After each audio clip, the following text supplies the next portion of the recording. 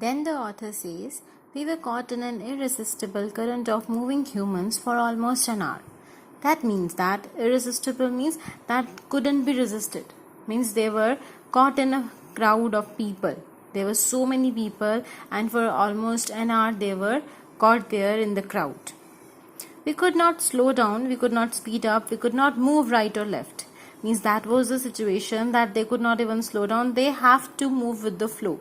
They could not go right, they could not go left. That much level of crowd was there. Then groups began peeling off and pouring into lanes that led down to their favorite bathing ghats. After some time, when the crowd was spreading over, then the groups began peeling off. Peeling off means started leaving. Pouring into lanes. Lanes means roads that led down to their favorite bathing ghats. People were now moving forward to their favorite bathing ghats. We sat on the flat roof of a lakeside building. Thanks to the elevated platform, we had a panoramic view of the ghats. What an incredible sight! After coming from there, they sat on their flat roof of a lakeside building. Maybe they were staying there at that place, and they were very happy to see that beautiful view of the ghats. Panoramic view means a very beautiful view from the height. From the height, they were seeing that view of ghats. What an incredible sight! And that sight they are considering very incredible. Incredible means that was so beautiful that it was difficult to believe that it was really happening. It was really there. They were amazed by that sight. On three sides spread the Jayesht Pushkar Lake, metallic in the pre-dawn light. Now they are describing about a lake named Jayesht Pushkar Lake. There is a lake there, and it was looking very beautiful, metallic in the pre-dawn light. Pre-dawn light means light before the morning sun. The sun has not risen up, and it was pre-dawn light. The sun was still to rise, and it was that beautiful light in the sky, and the lake was looking so beautiful.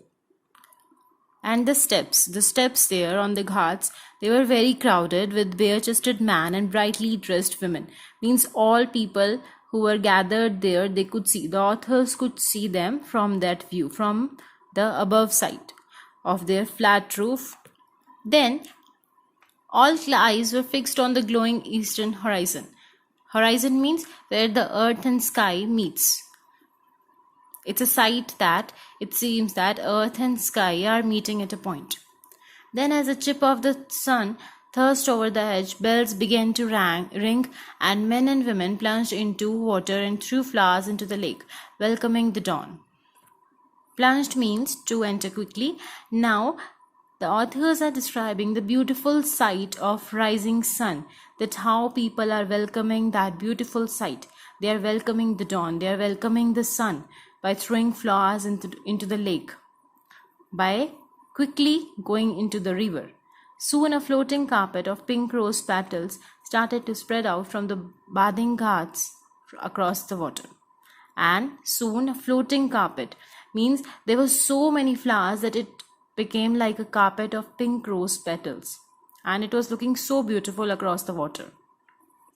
That night, while the great glow of the full moon shimmered on the surface, we stood on a terrace and looked out over the lake. That day, the author is again describing about the beautiful moon that shimmered on the surface of the water, and the authors were standing on their terrace and they looked out for the lake. Slowly, pilgrims carried their lamps to the water's edge and set them afloat on the lake to the sound of lapping water and the scent of incense rising in fragrant blue clouds. Now, the author is telling us about the beauty that how people were carrying their lamps to the water's edge, to the edge of the water, and they then set them afloat on the lake to the sound of lapping water. Means the sound of water, it was so melodious to the ears, and there was scent of incense rising in fragrant blue clouds.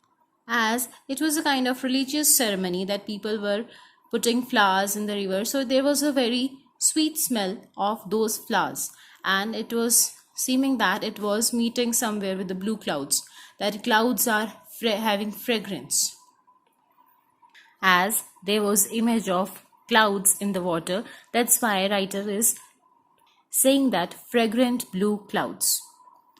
It was a beautiful ceremony of thanks for the year that had passed and hope for the year to come. Now they are telling us why this fair was being held, why people were celebrating this fair. They were celebrating this as a beautiful ceremony of thanks. They were paying thanks to the year that has passed, and they were hoping for the best for the year that has yet to come. We knew that when dawn appeared, most of the lamps would have flickered out. Here, lamps are diyas, I think. It's mentioned in it's a scene in the picture also. They must be the people, they have lighted the diyas, and the writer has told us as lamps, and would have flickered out. Flickered out means to burn with a fluctuating light. Means they were burning with a fluctuating light. The light was fluctuating, and the caravans would be plodding back across the sands. And the caravans plodding back means they were slowly proceeding back to the sands from where they came.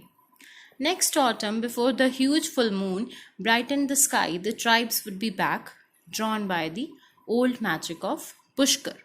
Now the writer is saying that it is ending on the note that next autumn people again will have this much enthusiasm to enjoy this fair, to see the beauty of full moon, to see the beauty of dawn, to see that brightened sky, to see the tribes, and to enjoy the magic of Pushkar.